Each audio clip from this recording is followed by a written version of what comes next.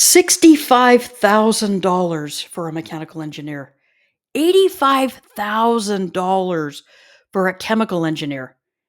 But can I live on an engineering salary?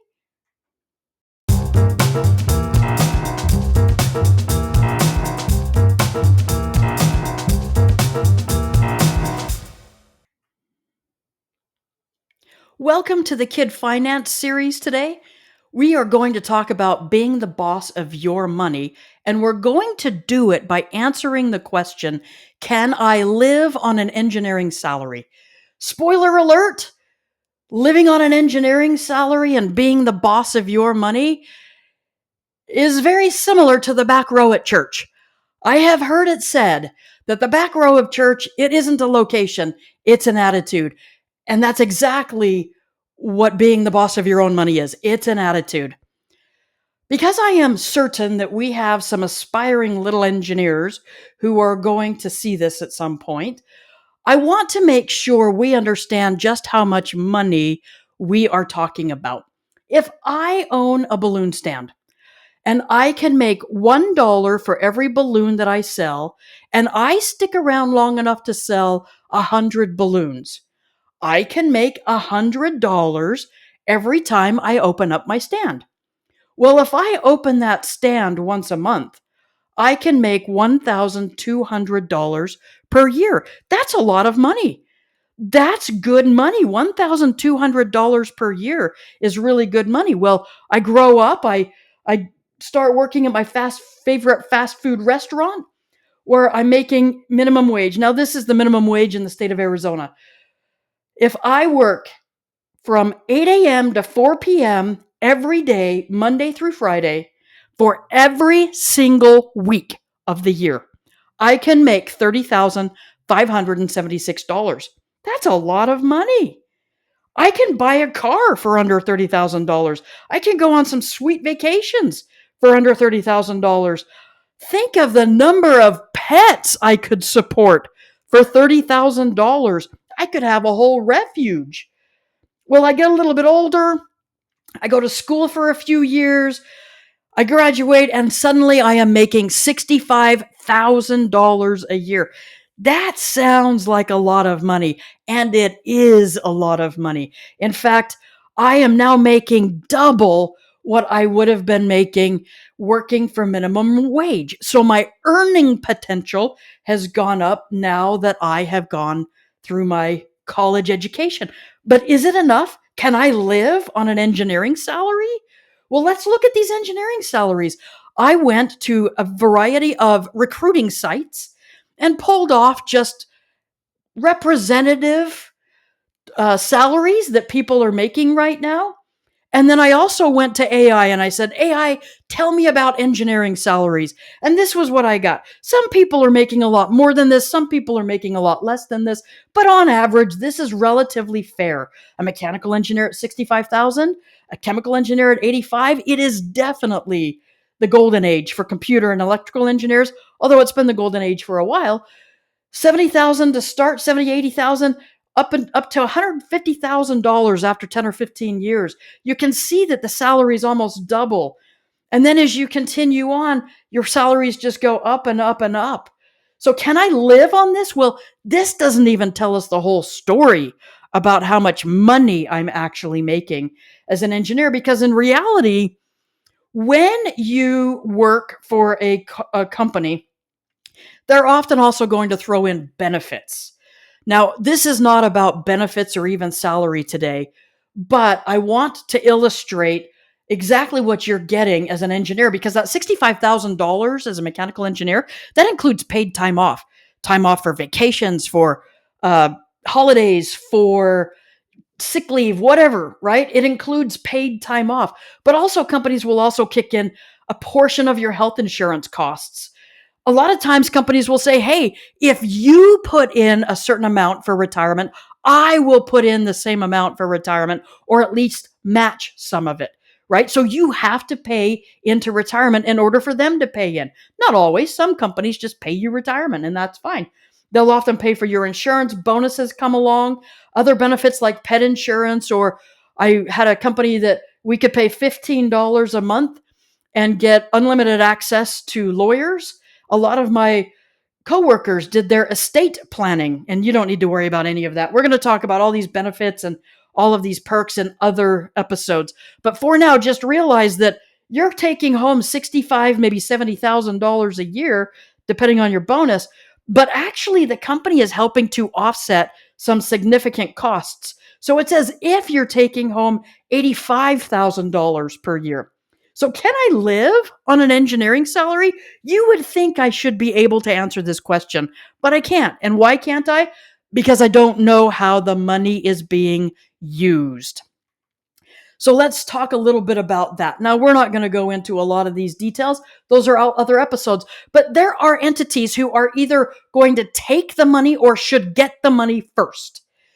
For me, that's myself, the government, and the Lord, or what other people refer to as charitable contributions, right? I cannot plan for that money because somebody else is going to take it, right? But even after I pay those people, myself, the government, and the Lord, or other charitable contributions, maybe you've got, alimony or child support or something else, right? Once you've paid the people who need to get paid first, you still have to live. That includes housing. And if you own or mortgage your house, you've got to do insurance and taxes.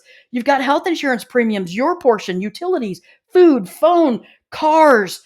The list just keeps going. Subscriptions like cable, television subscriptions, delivery subscriptions, like when you order stuff from your favorite online store, for example, right?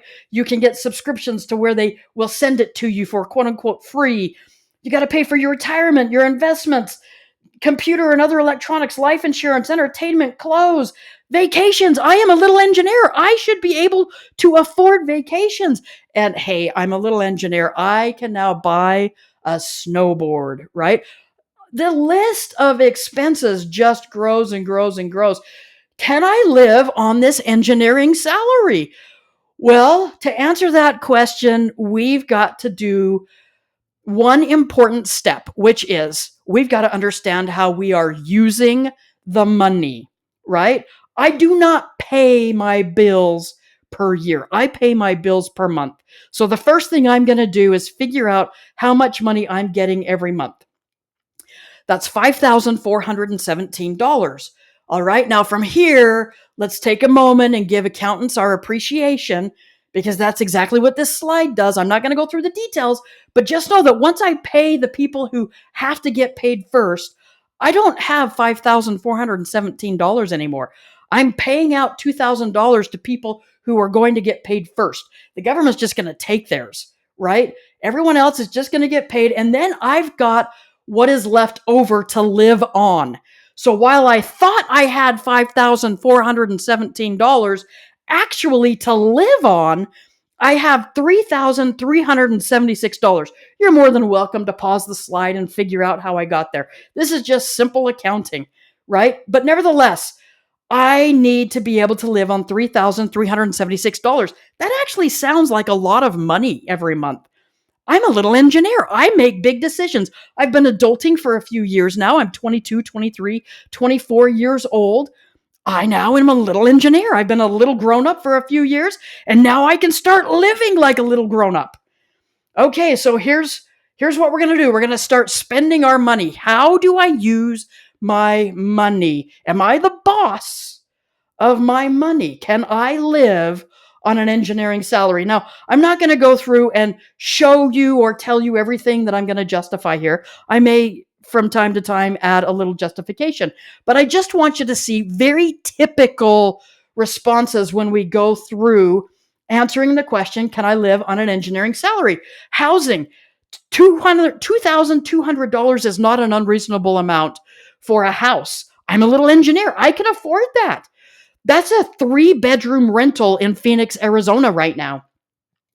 But that's also a $400,000 house. That's a very average house in much of the west and southern and even up into the eastern parts of the United States. That's a very common house at $400,000. It's tough to find a house for that price on the West Coast, not going to lie. But nevertheless, $2,200, that's a very reasonable amount to pay for housing, healthcare, my utilities. I don't plan on using my credit card for utilities, but if I put my utilities on my credit card, I can put it on auto pay. And then I don't have to think about it, and I can pay my credit card off at the end of the month. We're not going to talk about credit cards today. We will eventually. We're not going to talk about savings. We will eventually. But that's why I'm showing you my credit card here. I'm just going to put my utilities and my food and my phone on there, and I'll pay it off at the end of the month. Now, that food, that looks a little expensive, but I'm a little engineer. I can afford to eat out a lot more now. The phone is just what it is, and the car, hey, I became a mechanical engineer because I love cars. I love them. I had my eye on a car. I went to the car dealership now that I'm a little engineer, and I say, hey, I am a little engineer. I can make little grown-up decisions. How much for this car? And they say $900 a month. And I say, I am a little engineer. I can afford that. I've got my subscriptions, my retirement, my investments, my computer, my life insurance, entertainment, clothes, vacations, and my snowboard. I am a little engineer. I can afford to give myself things that I sacrificed before today. And then I get to the end of the month and I say, ay. I had $3,000 to spend and I spent $7,000.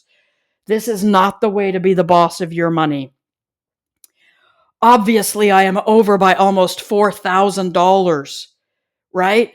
Yikes. This happens to so many of us.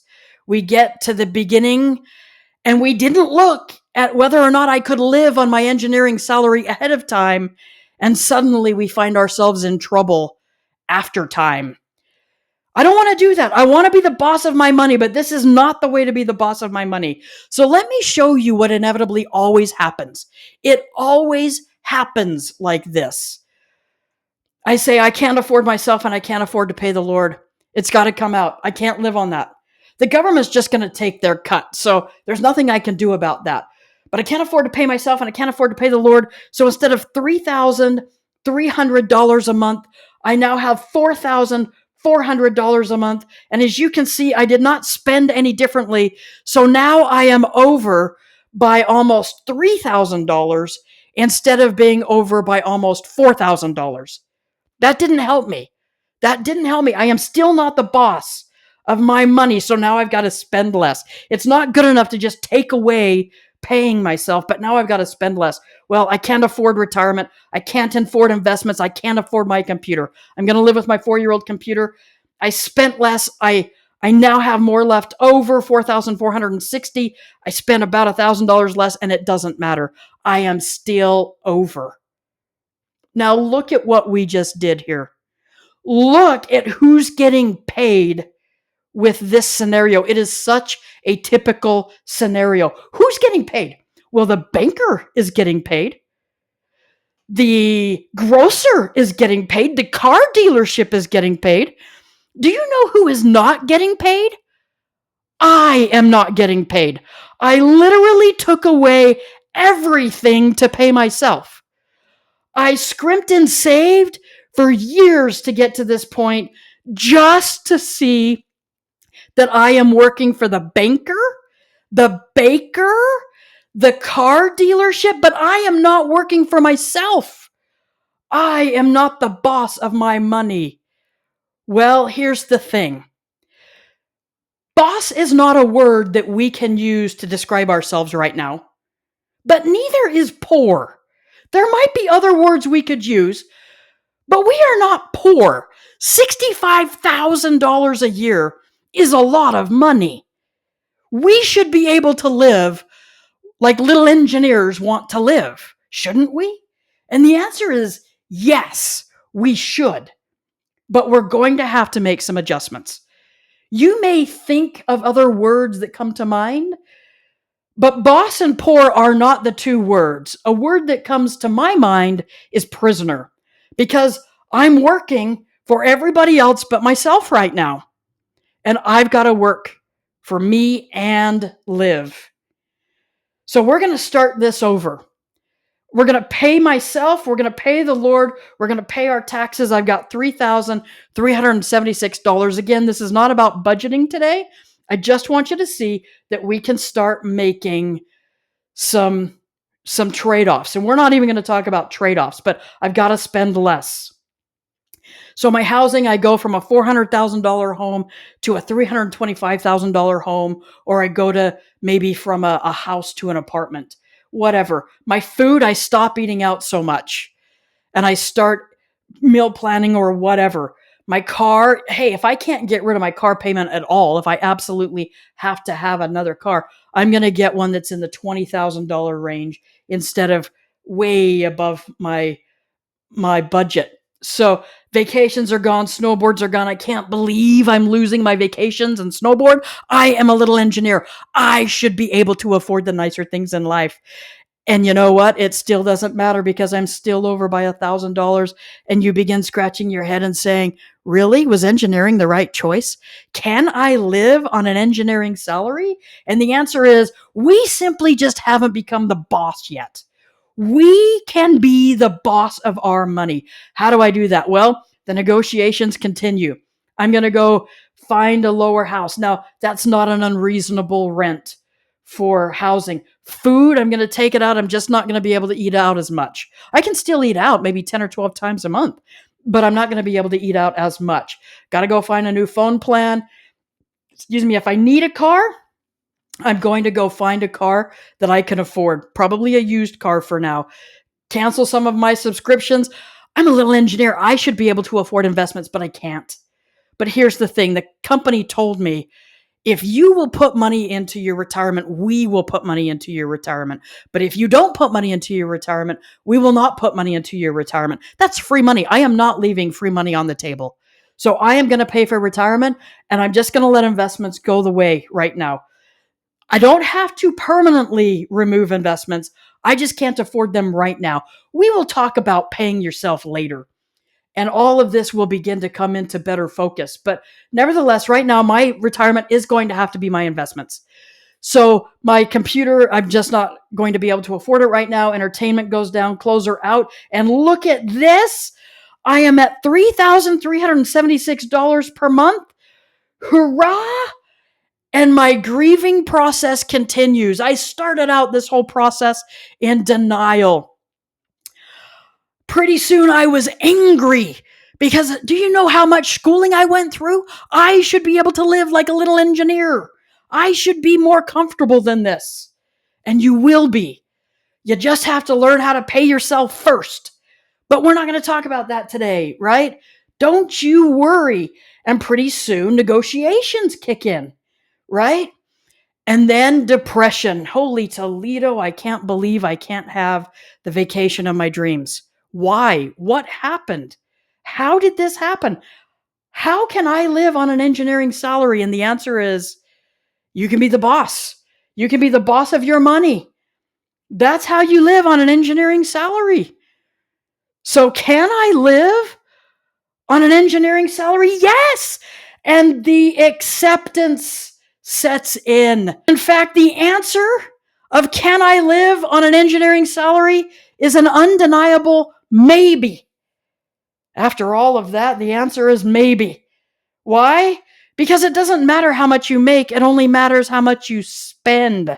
You can live on any salary.